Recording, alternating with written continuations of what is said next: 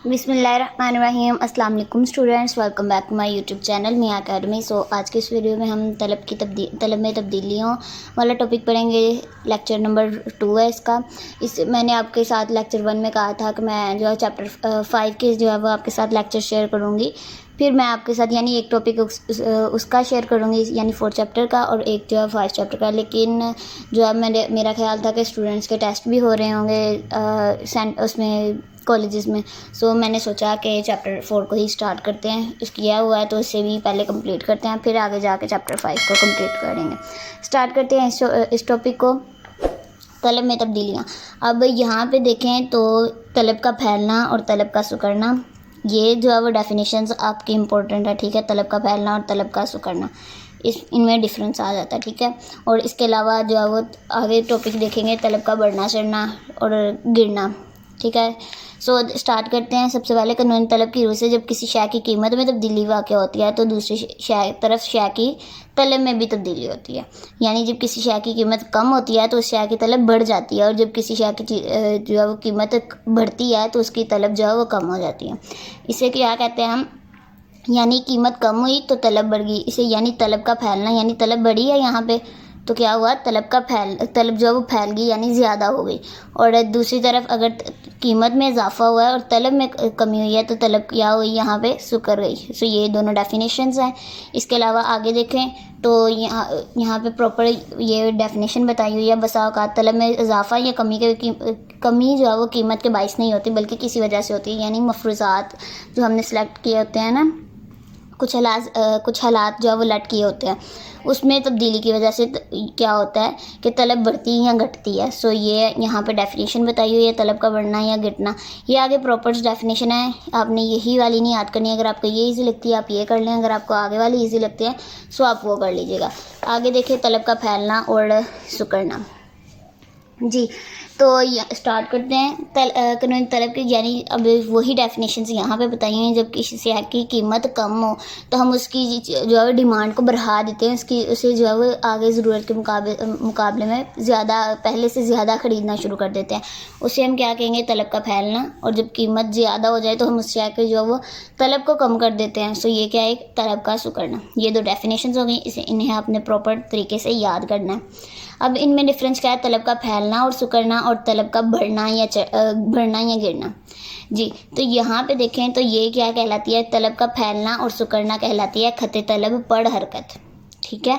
और जो तलब का गिरना या बढ़ना है वो क्या कहलाती है, खते तलब में हरकत में तब्दीली, ठीक है।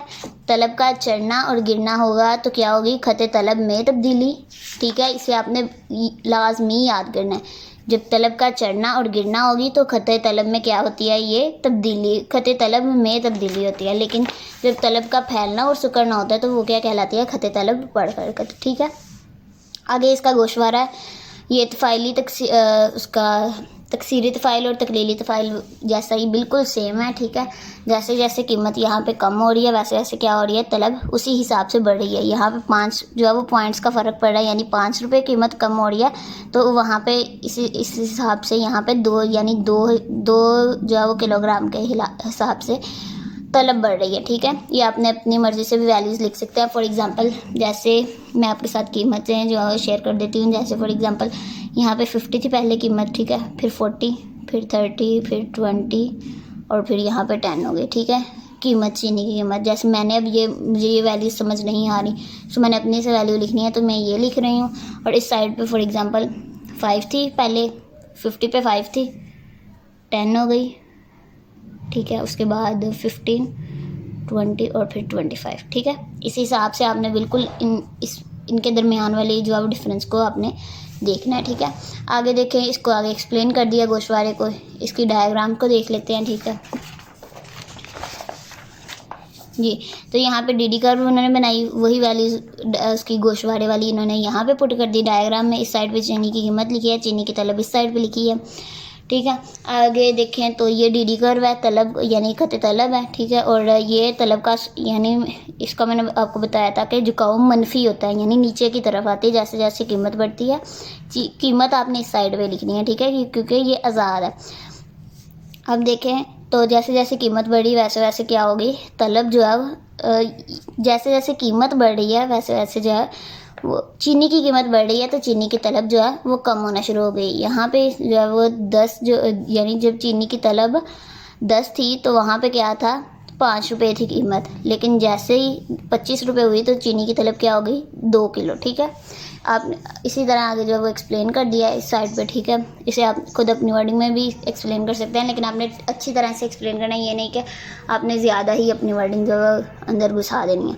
आगे देखें, तलब का चढ़ना और गिरना, इसे क्या कहते हैं हम, खत तलब में तब्दीली, और पिछले वाले को क्या कहते थे, फैलना, और सिकुड़ने वाले को खत तलब पढ़ हरकत। ठीक है, अब देखें तो जब तलब में तब्दीली कीमत की बजाय, इसमें क्या होता था, इसमें फैलना और सिकुड़ना में कीमत की वजह से जो है वो तब्दीली आती थी तलब में, लेकिन ये कीमत की बजाय जो दीगर अवामिल यानी जो मफरूज़ात सेलेक्ट किए होते थे ना, फैशन, आमदनी वगैरह, उनकी वजह से जो है वो तब्दीली हो तलब में, तो वो क्या कहलाती है, चढ़ना और गिरना। ठीक है, ये क्या होगी, जब तलब में तब्दीली कीमत की बजाय इन अवामिल की वजह से हो तो इसे तलब का चढ़ना और गिरना कहते हैं।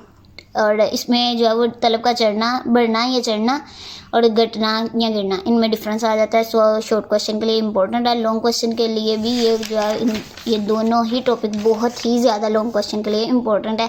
जितना कानून तलब जो है इंपॉर्टेंट है, उतना ही उससे भी आप समझ लो कि थोड़ा सा ज़्यादा ही इंपॉर्टेंट है ये वाला लॉन्ग क्वेश्चन। ठीक है, आगे तलब का बढ़ना या चढ़ना, जब किसी शय में तलब जब किसी शय में की तलब में इजाफा कीमत के बजाय दीगर अवामिल के बाइस हो, इजाफा हो, तो इसे क्या कहते हैं हम, तलब का बढ़ना या चढ़ना। ठीक है, सो यहाँ पे देखें, अब कीमत की बजाय ये देखें, फॉर एग्जांपल आइसक्रीम की कीमत थी पहले जब गर्मियाँ थी, ठीक है, तलब के बढ़ने की सूरत में एक ही, फॉर एग्जांपल जब आइसक्रीम की कीमत 4 रुपये फ़ी लीटर थी, तो लोग गर्मियों में आइसक्रीम की मिकदार सर्दियों की निस्बत ज़्यादा खरीदते हैं। ये देखें, आइसक्रीम की कीमत पहले 2 रुपये थी, फिर 4 हुई, फिर 6 हुई, ये हमने ऐड कर लिया। आगे सर्दियों में क्या होती थी, आइसक्रीम जो है लोग कम ख़रीदते थे, चाहे 2 रुपये थी लेकिन कम ख़रीदते थे, लेकिन गर्मियों में जो है वो आइसक्रीम की डिमांड ज़्यादा होती है, तलब ज़्यादा होती है। 2 रुपये ही है लेकिन गर्मियों में क्या है, इसकी डिमांड ज़्यादा है। 4 रुपये जब कीमत हुई यानी ज़्यादा हुई, तो लोगों ने सर्दियों में कम खाना शुरू कर दी, और गर्मियों में भी कम खाना शुरू किया। जब 2 रुपये थी तब ज़्यादा थी, लेकिन जब कम उसमें कीमत इजाफा हुआ तो तलब में भी इजाफा हो गया। ये सर्दियों और गर्मियों में, ये आपने ज़रूर लिखना है इसमें, तलब का बढ़ना या चढ़ना में। ठीक है, और जब 6 रुपये हुई तो सर्दियों में तलब जो है 5 हो गई, और जब गर्मियों में जो है वो तलब 10 हो गई, यानी कम हो गई। ठीक है, ये सर्दियों और गर्मियों में इसमें आपने डिफरेंस ज़रूर बताना है कि मौसम की वजह से, यानी ये हमने यहाँ पे सिलेक्ट किया था ना मौसम, दीगर अवामिल की वजह से, सो यहाँ पे उन्होंने बताया हुआ है कि मौसम का जो है वो यहाँ पे इफ़ेक्ट पड़ रहा है। सो इस गोशवारे का मेन मकसद जो है वो इन दोनों में डिफरेंस दिखाना है, ताकि मौसम की जो है वो तब्दीली को ज़ाहिर किया जाए। अब ये नीचे जो है उसने इसको एक्सप्लेन किया, ये आपने समझ लिया, सो आप इसे अपनी वर्डिंग में एक्सप्लेन कर सकते हैं। आगे डायग्राम, वही वैल्यूज़ जो हैं वो उन्होंने डायग्राम में जो है वो की हैं पुट। उसके बाद देखें तो ये की थी उन्होंने, जब ये DW और DS जो है वो विंटर, W यहाँ पे विंटर को शो कर रहे हैं और S जो है वो समर को शो कर रहे हैं। ठीक है, और ये जो है ये D विंटर, ये यानी ये डिमांड की जो है वो विंटर में जो डिमांड थी उसे शो कर रहा है, और ये वाली लाइन जो है यानी DD कर्व, ये वाली DS कर्व जो है वो समर में जो है वो तलब को शो कर रही है। अब यानी ये देखें, जब 5 कीमत थी, 5 तलब थी तो कीमत क्या थी, 6 रुपये। जब 10 तलब थी तो क्या थी, 4 कीमत हो गई थी, यानी कम हो गई थी। लेकिन जो गर्मियों में यही जो है वो तलब उसकी ज़्यादा थी आइसक्रीम की, उस वक्त क्या थी कीमत, 4 रुपये। सो विंटर और जो है समर में डिफरेंस को ये जो शो कर रहे हैं, ये क्या है, तलब का बढ़ना या चढ़ना। ये आपने साथ में डायग्राम में शो भी करना है कि ये जो है तलब के बढ़ने को जाहिर कर रहा है। आगे तलब का घटना आ गया। ठीक है, अगर कोई चीज़ नहीं समझ आती सो यू कैन कॉमेंट में। ठीक है, अब घटना है तो इससे मुराद है कि दीगर अवामिल की वजह से तलब में कमी हो, कीमत की बजाय दीगर अवामिल की वजह से शय की तलब में कमी हो, सो इसे क्या कहेंगे हम, तलब का घटना। अब उसी तरह ही उन्होंने क्या किया है, गर्मियों का आइसक्रीम की कीमत क्या है, फिर चेंज की, यानी उसी तरह बिल्कुल सेम उसी तरह की जो है वो। ठीक है, और वैल्यूज़ भी बिल्कुल सेम है कि सर्दियों में कम होती जा रही है, चाहे कीमत ज़्यादा है लेकिन कम होती जा रही है तलब।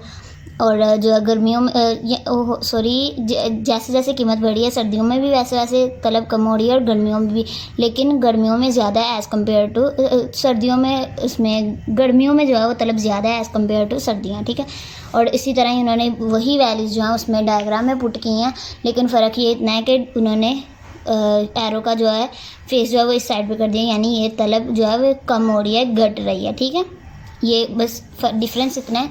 इसमें था कि तलब बढ़ रही है, ठीक है, विंटर को समर में जो है कन्वर्ट लाइन्स उसी तरह है, वैल्यूज़ उसी तरह है, लेकिन ये क्या है इस तरफ एरो को शो किया ताकि तलब का बढ़ना या चढ़ना बताया जाए, और इस साइड पे क्या किया है तलब या का गिरना या घटना बताया जाए। विंटर और समर वाली डीडी कर बिल्कुल वैसे के वैसे है। ये आपने खुद से अपने आप जो है वो गोशवारे की उसको डायग्राम को खुद एक्सप्लेन कीजिएगा, ठीक है। आगे देखें, आगे तलब में तग़य्युरात के असबाब।